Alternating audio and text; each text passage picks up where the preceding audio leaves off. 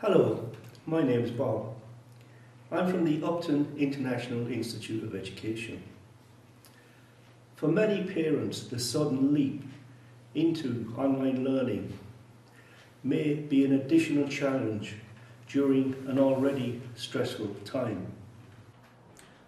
Well, not to worry.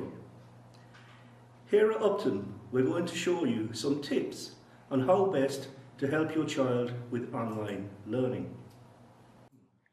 We're aware that students who were previously receiving their education in person with a full-time teacher may not be comfortable navigating the applications and software now being used to receive their lessons and complete assignments. While older students can be reasonably expected to navigate online learning, younger students will need their parents' help in navigating what may be a confusing and unfamiliar platform. The aim of online learning is to help students remain engaged academically so they can retain some of the knowledge they've gained throughout the school year. The schools should have advised you on their schedule and the proposed method of delivery. This can be done in one of two ways. Synchronous live teaching. Here, the teacher will use video conferencing using either Zoom or Google Classroom. This type of classroom allows interactions so students can ask questions. Or they may use asynchronous learn on demand teaching. In this case, the instructional presentation allows the students to learn on demand and at their own pace. Here, the lesson is pre-recorded where the students can look at the lesson anytime they choose. Tip number 1. Set and keep a schedule. The closer this is to a school schedule, the easier it will likely be on everyone. Maintain breaks such as snack time and recess. From instructional blocks to lunchtime, schools are built around structure and routine, and a key component of that, regardless of grade, is scheduled breaks. The same should be offered at home too. Share when these are going to happen with your child. That way they can measure their day on a clock like they would at school. Tip number 2. Make sure they have any materials necessary to complete all assignments. This could be as simple as having their books ready, a pencil and paper if they need to take notes, and most importantly, the correct login information. Basically, whatever they need to attend the class and to get the work done. Tip number 3. Try to provide an environment conducive to learning. This isn't always easy, and we understand this is even more challenging when everyone is home and the house is full. However, your children will achieve their best work in a quiet, comfortable and dedicated space that is strictly devoted to learning. If they're at the kitchen table, depending on the child or their environment, they may be too distracted. Tip number 4. Don't teach, help them understand. You may be thinking, I've never been good at helping with homework, and now I'm expected to be a teacher. How do I succeed in implementing online learning at home? First off, School and district leaders do not expect parents to replace teachers. Helping students understand is one of the more obvious remote learning tips for parents.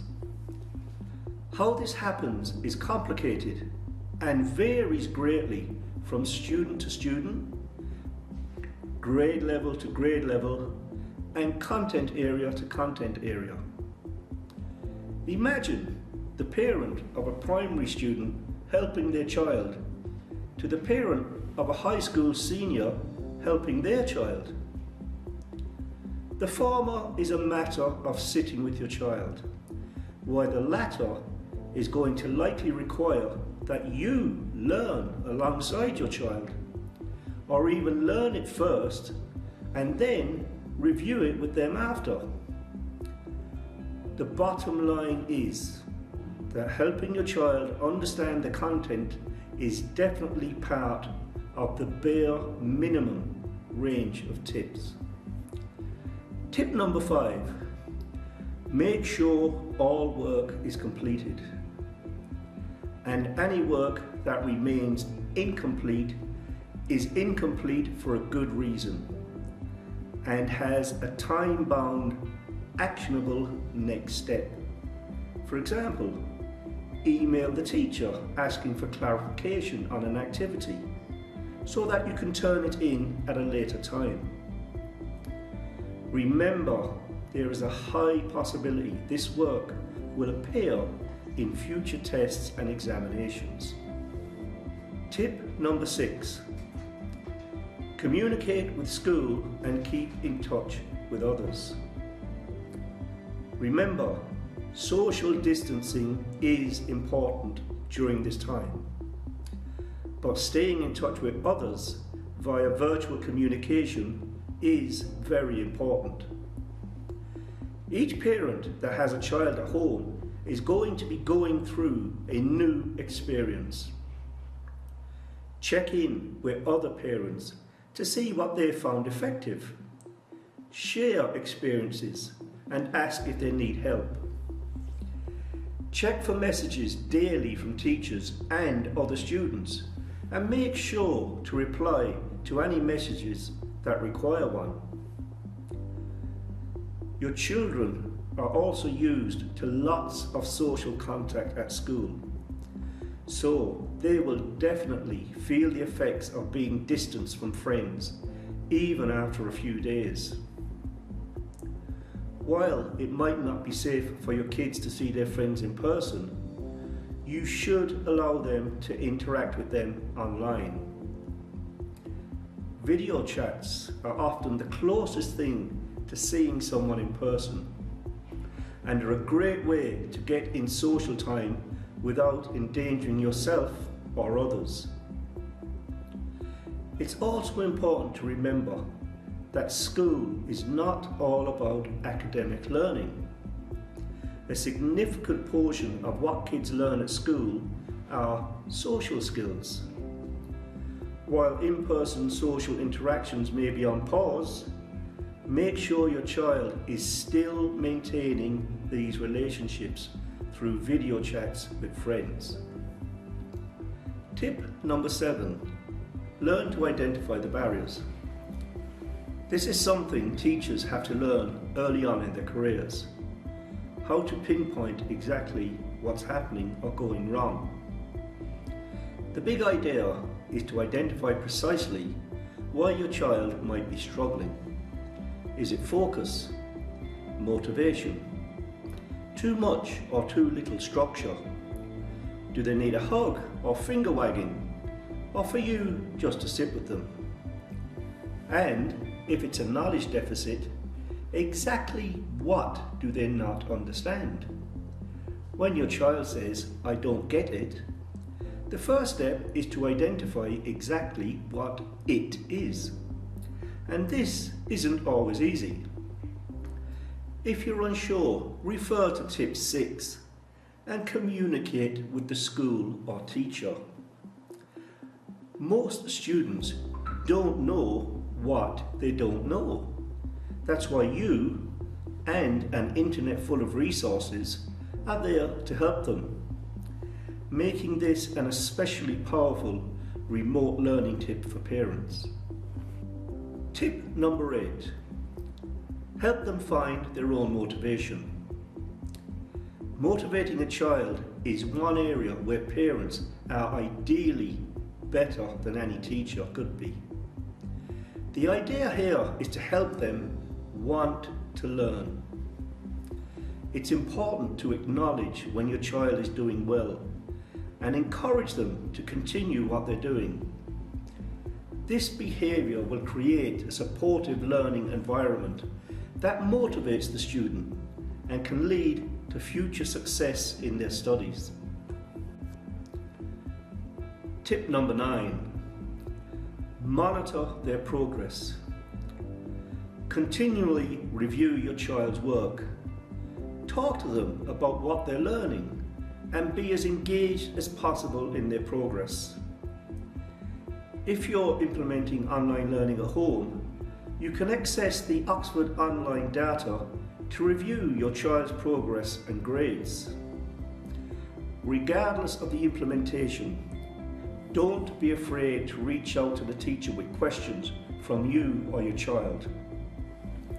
Schools don't expect parents to turn into teachers, but by facilitating conversations and encouraging communication, they can ensure their student is making progress.